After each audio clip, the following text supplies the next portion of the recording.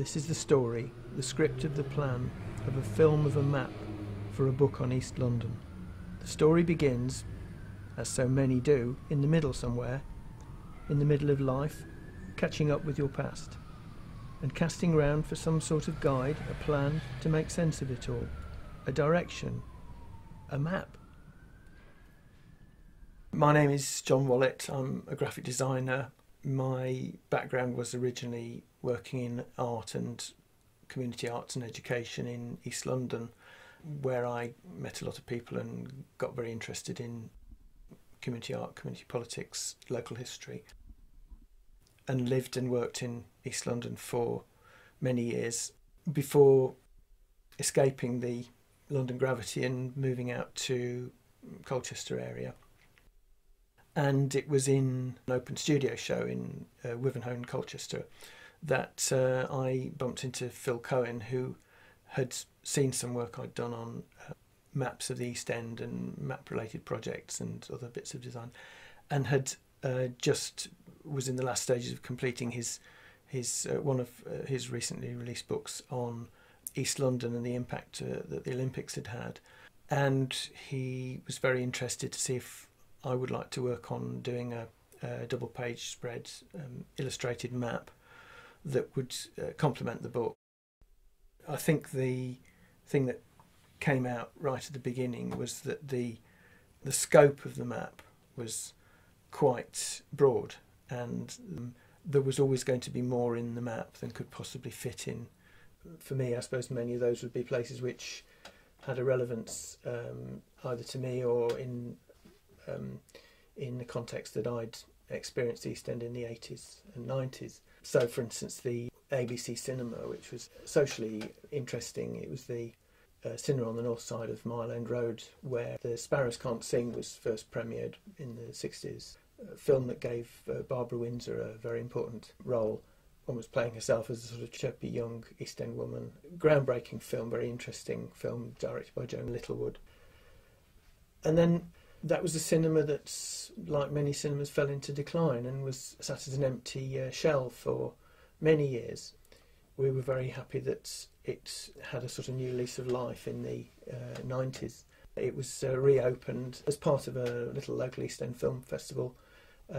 They put on re-showed Sparrows Can't Sing and got Barbara Windsor along to the event, which was a big deal for people who lived in the area, because she'd obviously come back to fame as a star of screen and TV. And of the famous East End characters that are depicted in the map on the cigarette cards, that she's actually the only one that I'd can never say hand on heart I'd actually been able to meet. The cigarette cards on the map are just one aspect of it, but the idea with them was to create a little East End Hall of Fame, cover some of the figures, both recent and maybe a bit more historical, who'd been known as kind of important figures in the history of the area.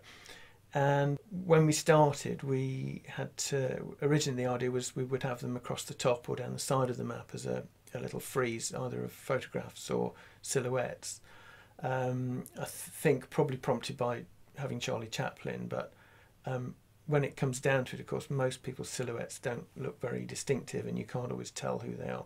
In the end, I tried doing them like cigarette cards or tea cards, because it seemed a way of bringing them all together from different historical periods and showing them each one in a little frame, making them all a sort of purpley sepia colour, so that they all looked like they could be from the same series. The only one that actually was from a cigarette card was Kid Berg, who the Jewish East End boxer.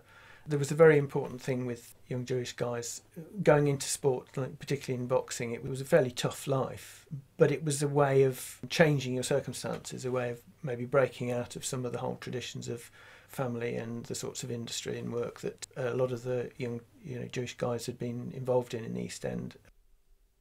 The geographical spread of the book and the project was really covered the area from the edge of the city and the tower right out to sort of Rainham Marshes, which is a very big geographical area. And if you cover the whole area consistently, then of course all your landmarks become very tiny.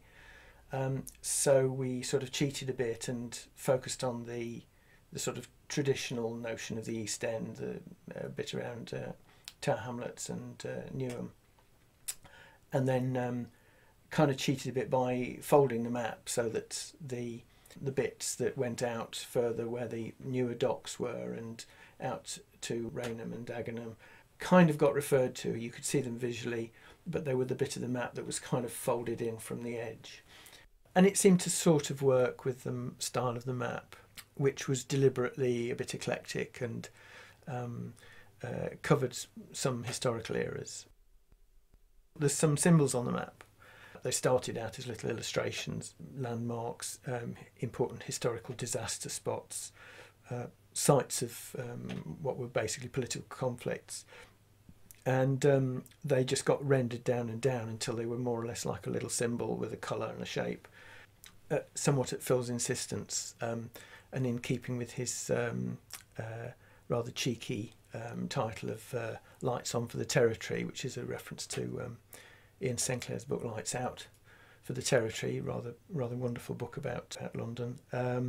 We had a Ian Sinclair was here symbol, which was an open book with an ink blot on it.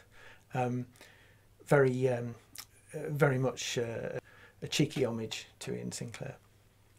When I started doing the map, I sort of started with a base map which had all the main roads, all the sort of secondary roads and lots of landmark streets, and then on top of that put markers for some of the key historical landmarks, some of the areas like Bow, Hackney Wick and Stratford, which we had little sort of factoid cards.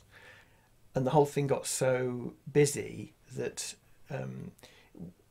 we had to just kind of wipe all the base map out again and just put in a few really key roads and location points so people could see where things were. So in a sense it went from being a proper map where there's a kind of an even-handed coverage and anyone can use it to get from anywhere to anywhere.